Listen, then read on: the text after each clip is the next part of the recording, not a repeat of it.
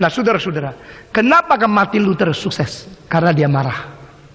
Kenapa itu Charles Finney begitu dipakai? Karena dia marah. Kenapa John Sung menjadi hamba Tuhan yang besar? Karena dia berani marah. Martin Luther mengatakan, I never work better than when I was inspired by the holy anger.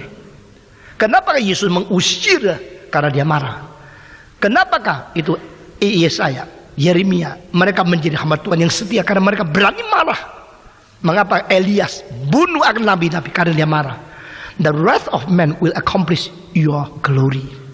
Kemuliaan Allah bisa digenapi oleh kemarahan manusia. Kalau kemarahan itu ada kemarahan yang sesuai dengan kemarahan Tuhan, sinkronisasi antara kemarahan manusia dengan kemarahan Tuhan, itu menjadi satu keindahan yang luar biasa. Kalau gereja sudah bobrok, gereja sudah kompromi, gereja sudah dosa, gereja sudah jeremus dalam segala arus yang tidak beres, siapa yang marah? Siapa yang menegur? Siapa yang membangun gereja? Kecuali mereka yang marah beserta dengan kemarahan Tuhan, mereka dipakai oleh Tuhan. Maka Mazmur 76 di sini, kemarahan manusia akan menggenapi kemuliaan Tuhan Allah. Tetapi ayat yang mirip muncul di dalam Yakobus pasal pertama ayat ke-20. Karena kemarahan manusia tidak menggenapi akan keadilan Allah. Kontra. Engkau menemukan di Alkitab ada dua ayat ini kontra, perjanjian lama, perjanjian baru. Kemarahan apa? Kemarahan apa yang dipentingkan? Bukan kemarahan itu dipersamakan, identikan. Wrath, ada holy wrath, ada righteous wrath, ada sinful wrath. Ada marah yang suci, marah yang benar, ada marah yang najis, marah yang kotor. Saudara-saudara, kalau engkau orang suci, lihat orang berdosa, engkau marah, marah itu baik. Kalau engkau orang berdosa, dimarahi orang suci, engkau lawan, itu marah yang jelek. Ngerti? Gampang sekali. Jadi di sini bukan marahnya yang diidentikan dua tempat, tetapi sifat marah yang berbeda yang ditemukan. Saudara-saudara, kenapa di Mazmur 76 dikatakan kemarahan manusia menggenapi kemuliaan Allah? Tetapi kenapakah di dalam Yakobus 1:19 dikatakan kemarahan manusia tidak bisa menggenapi keadilan Allah? Karena kemarahan melawan firman itu kemarahan yang tidak berguna. Tapi kemarahan firman terhadap orang berdosa itu kemarahan Tuhan yang beres. Ini bedanya. Saudara-saudara, sebenarnya di dalam emosi yang dikuduskan tahun lalu, saya sudah singgung sedikit mengenai kemarahan yang sinkron dengan kemarahan Tuhan Allah. Dengar lagi khotbah itu, cari lagi kaset atau baca lagi, itu ringkasan. Sudah ada. Hari ini saya tekankan kembali. Kemarahan itu dua macam. Kemarahan bersama dengan Tuhan Allah, ada kemarahan berserta dengan setan. Kemarahan Tuhan adalah menghadapi dosa, mengkritik, memarahi, menghakimi kejahatan. Kemarahan dari dosa adalah melawan kehendak Tuhan. Saudara-saudara, dengarlah cepat-cepat, bicaralah pelan-pelan. Jangan terlalu cepat reaksi, jangan terlalu cepat melawan, jangan terlalu cepat untuk bereaksi kepada firman Tuhan secara negatif. Saudara-saudara sekalian, John Sung pernah mau dibunuh. John Wesley pernah mau dibunuh. Karena di khotbah mereka berani luar biasa menegur dosa dan minta pertobatan dengan sejati. Seorang bawa pistol mau membunuh John Sung. Saudara-saudara, begitu John Sung habis khotbah, dia tidak jabat tangan sama orang lain. Dia terlalu sampai selesai khotbah langsung dia keluar dari pintu belakang, lalu dia pergi. Dan pada waktu dia keluar dari belakang, orang yang bawa pistol membunuh dia itu melihat mukanya penuh dengan kesucian, gemetar tangannya. Akhirnya disiam-siam simpan di belakang tirai, melihat dia lewat, akhirnya dia berani bunuh. Beberapa tahun kemudian dalam satu kebaktian John Sung, dia maju ke depan nangis bertobat, lalu datang mencari John Sung. Saya orang yang dulu ingin membunuh Anda, tetapi akhirnya saya tidak kuat, saya getar. Sekarang pendeta seperti itu sudah tidak ada. Pendeta yang berani tegur begitu keras tidak ada. Pendeta yang dibunuh tidak ada. Pendeta itu si sayang-sayang karena apa? Begitu pandai untuk harmonis dengan semua orang.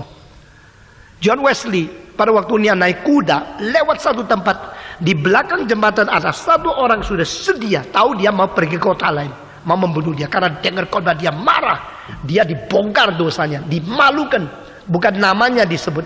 Waktu John Wesley mengatakan pertobatan engkau yang judi, engkau berzina, kota itu semua tahu kalau dia judi, dia zina. Maka setelah dia begitu marah kepada John Wesley, Dia tahu besok John Wesley akan ke kota mana. Dia tunggu di jembatan karena kuda harus lewat situ. Dia sudah pakai senapan mau tembak. Waktu dia mau tarik itu mau tembak, dia cocokkan senapan kepada targetnya, kepala John Wesley. Di tengah-tengah dia mau lepaskan itu. John Wesley nyanyi, engkau memelihara kepalaku. Wah, orang kaget luar biasa.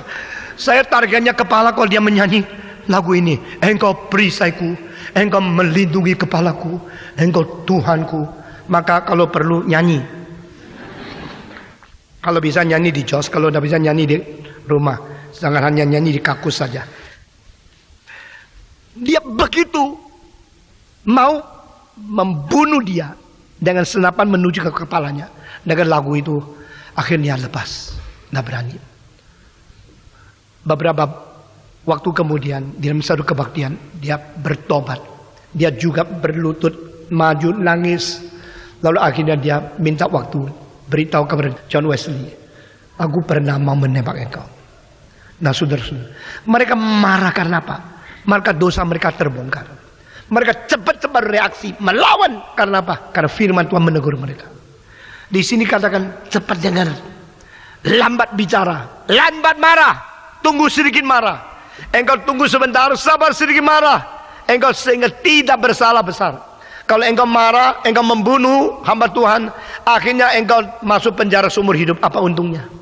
Tapi kalau engkau tunggu sedikit, jangan marah dulu, pikir lagi. Akhirnya firman Tuhan merubah engkau. Engkau bertobat. Bukan saja engkau tidak perlu masuk penjara, engkau seumur hidup berubah. Dan banyak orang mendapat berkat.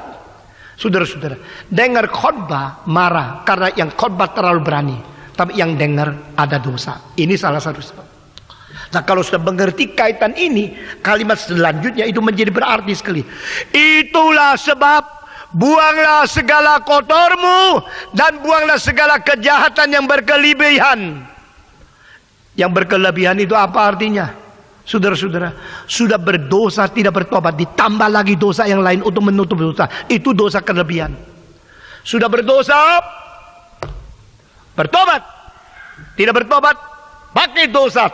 Tutup dosa, pakai dosa, tutup dosa, pakai dosa, tutup dosa. Itu namanya dosa berbunga. Dosa yang modalnya aslinya di situ, ditambah lagi, dosa berkelebihan, buang semua itu. Ini tidak perlu, kemarahan tidak perlu, reaksi tidak perlu, lawan Tuhan tidak perlu. Dosa yang sudah ada itu perlu dipertobatkan, itu cukup. Engkau mengaku dosa, jangan ditambah lagi. Ini artinya. Jadi saudara-saudara, banyak orang marah untuk membela diri.